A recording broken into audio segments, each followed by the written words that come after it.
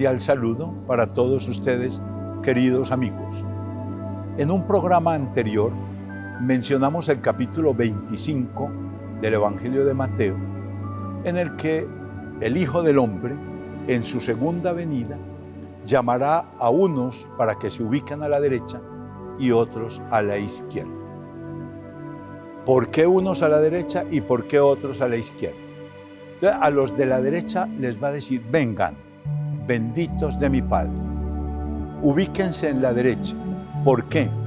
Porque cuando yo tuve hambre, ustedes me dieron de comer.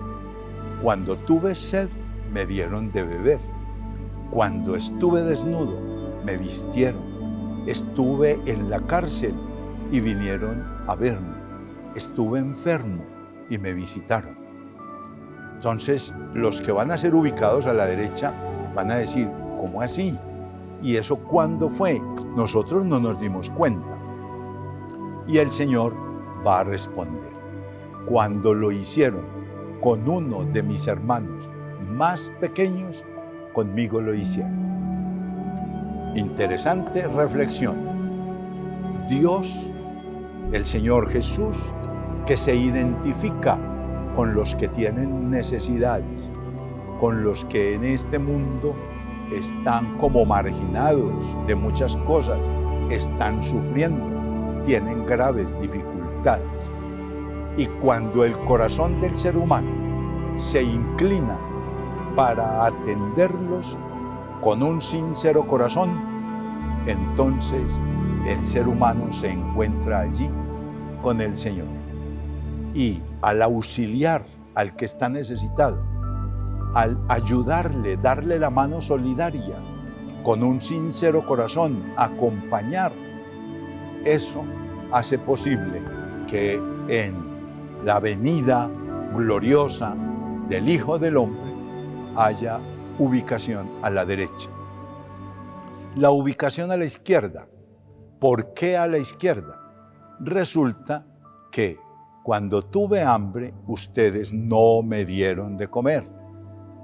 Tuve sed, no me dieron de beber. Estuve enfermo, no me visitaron. En la cárcel, no vinieron a verme. Desnudo, no me vistieron. También habrá sorpresa. ¿Cuándo pasó eso? Nosotros no somos conscientes de haberte visto así.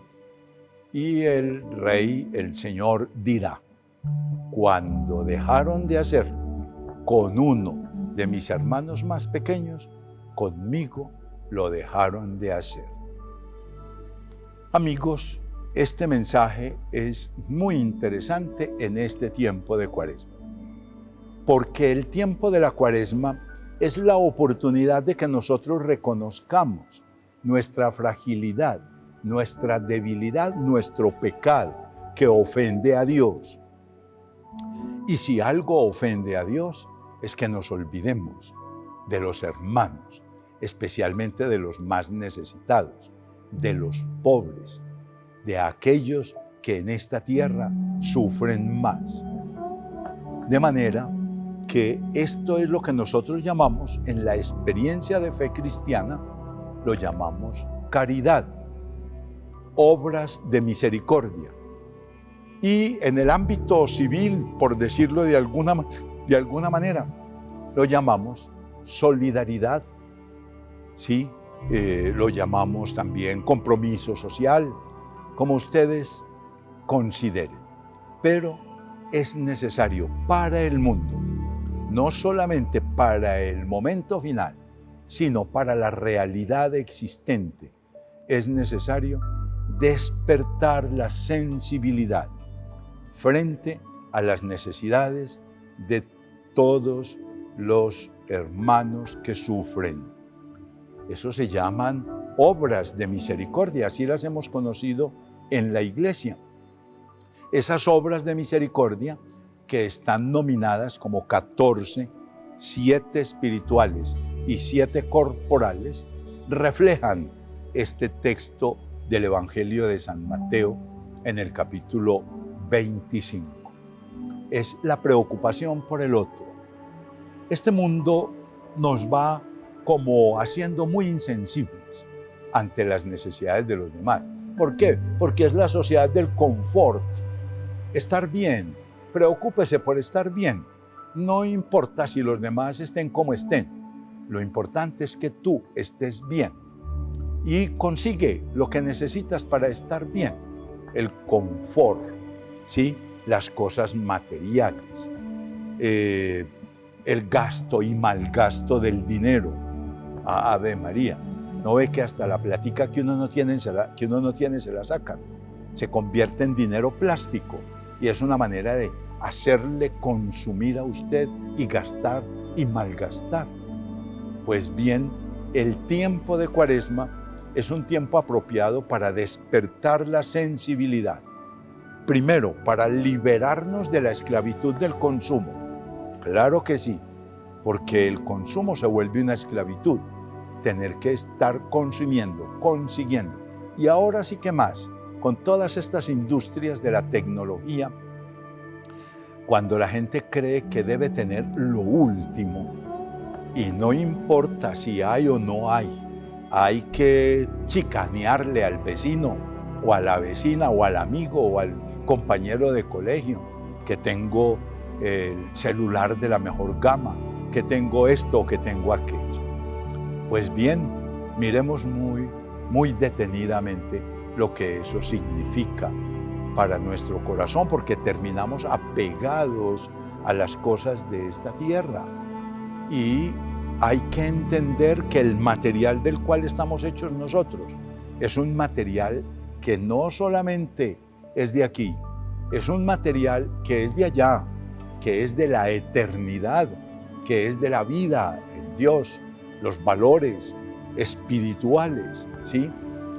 Por eso la Cuaresma toca nuestro corazón, nos hace sensibles frente a las esclavitudes, para que nos liberemos de ellas. Por eso nos plantea la penitencia, el sacrificio, las privaciones, pero también para que pensemos en los demás. Un valor fundamental es el amor, la caridad, el servicio a los otros.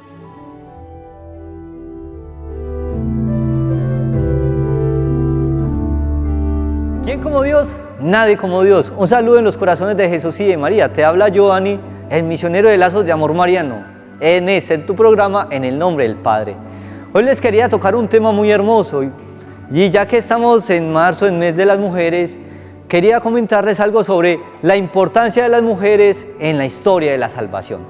Bueno, todo inicia cuando Dios creó al hombre y resulta que Dios confió en el hombre, pero el hombre lo decepcionó, ¿cierto? Pero es muy bonito porque cuando Dios le dice a la serpiente, pondré enemistad entre ti y la mujer, ya puso la primera parte de protagonismo a la que sería la madre de Dios. Es decir, Dios como profecía pone a la mujer como la que primerea este momento en la historia de la salvación, donde usted y yo fuimos salvados y fuimos redimidos por el Redentor. Entonces, así empieza la historia. El Señor dicta la profecía de la primera mujer, la que iba a pisar la cabeza de la serpiente, y de ahí para adelante. Luego vemos más adelante a la esposa de Abraham, a Ana, una mujer que era estéril, una mujer que en su ancianidad, en su desesperación, bendito Dios, le dice a Abraham que esté con su esclava. Pero el Señor ve el corazón y el Señor de lo imposible saca cosas grandes, saca cosas inmensas. Por eso hoy te hago la invitación a que nunca tengas miedo, a que nunca desconfíes, porque si Dios te ha puesto en el corazón algo grande es porque Dios lo va a cumplir. Dios dice Santa Teresita del Niño Jesús, Dios no pone en el corazón deseos irrealizables. Sarita tenía deseos de ser mamá y ya tenía su ancianidad y no había podido serlo, pero tenía el deseo. Y es algo muy hermoso porque Dios se lo puso. Y si Dios se lo puso, Dios también le da la gracia. ¿Cuál es la única condición? Confiar. Entonces resulta que evidentemente quedó embarazada y sacó a Isaac, ¿cierto? Isaac. Y luego vino pues Jacob, que también fue ayudado. Sabemos en el Antiguo Testamento que Jacob tenía un hermano que se llama Esaú y vendió la primogenitura. Bueno, resulta que Esaú no había respetado ese trato. y para dar la bendición el papá les pidió que antes de darle la bendición hicieran un guiso. Entonces, claro, Esaú fue a hacer su guiso, pero para Jacob, ¿qué pasó? Tenía a la mamá de su lado y le dijo: hijo, le voy a preparar el mejor guiso al que le gusta a su papá. Y le hago una pregunta: ¿quién es el que sabe mejor cuál es el gusto que le gusta al hombre? ¿La esposa o el hijo? Jacob estaba ganado porque en ese momento Rebeca sabía muy bien cuáles eran los gustos del esposo. Entonces por eso se le dio la bendición también a Jacob. Muy bien, y de ahí más adelante, saltándome un poquito en la historia de la salvación, les quería mencionar a una persona que es desconocido su nombre, pero a mí me impactó demasiado. Les estoy hablando de la hermana de Moisés. Imagínense, muchachos, que me están viendo en este momento. Resulta que, bueno, el faraón había mandado a matar a todos los primogénitos. Entonces, el papá de Moisés era pues levita, estuvo pues con otra muchacha, en fin, y nació este bebé y la mamá de Moisés vio que era muy hermoso y lo guardó por 3 meses. Al ver que no lo podía tener más, lo mandó en un cestico por todo el río Nilo. Entonces, ¿qué hizo esta niña? Miren pues qué hermosura, vean, si esa niña no hubiera tenido esa gallardía, si esa niña no hubiera tenido la determinación de hacer lo que hizo, no, Israel no se hubiera liberado, se los aseguro. El camino hubiera sido diferente, pero Dios es así. Se vale de lo pequeñito, se vale de lo oculto, se vale de las personas que no conocemos, pero que en el cielo sabemos quién es.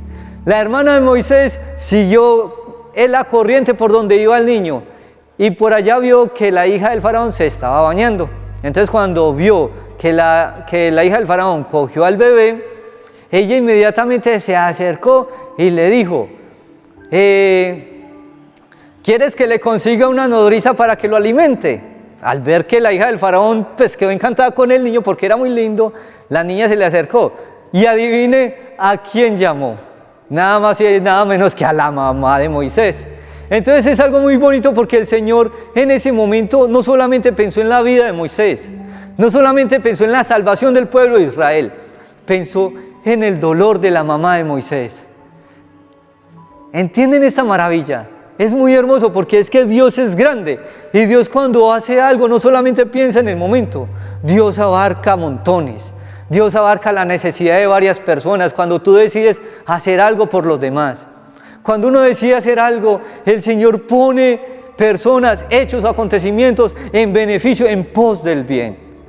Por eso les decía al inicio, si esa niña no hubiese tomado la determinación, hubiese dicho: no, me voy a quedar mejor en la casa llorando con mi mamá. Pero no, la niña no se quedó llorando en la casa, la niña decidió mirar en qué iba a parar este bebé. Y miren las sorpresas y las maravillas que los da el Señor. Les hago la invitación a que se lean la historia en Éxodo 2, del 10 en adelante. Y así, por último, para ir terminando, el modelo a seguir, María. María, que fue aquella mujer que Dios predijo en el Antiguo Testamento, la mujer que pisó la cabeza de la serpiente, la mujer que dijo sí, la mujer que con su sí no solamente trajo la salvación de la humanidad, sino que también se llenó de gozo, ayudó a Isabel, formó una vida con San José, formó un santo al lado, un hombre varón prudente y justo, y con ella vemos muchas mujeres que son modelos a seguir. Les hago la invitación, mírenla a ella. Si miran a María, les aseguro que ustedes también, muchachas, en este mes de la mujer, les aseguro que el Señor se va a deleitar.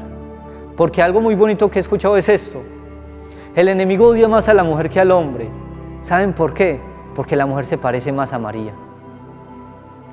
Porque la mujer se parece más a María.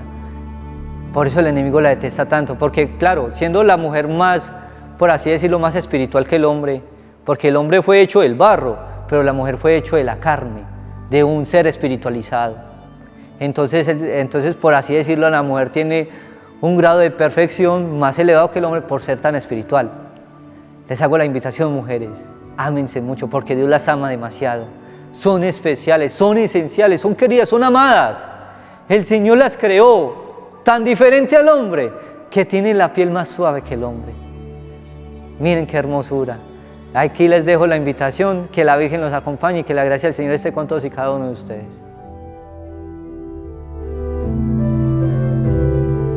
amigos, qué bueno poder saludarlos en ese espacio en el nombre del Padre por Apaciol.